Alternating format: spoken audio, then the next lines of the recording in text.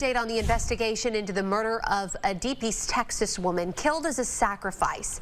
Teresa Louviere and Alan Price are now under indictment in the killing of Sarah Hobson.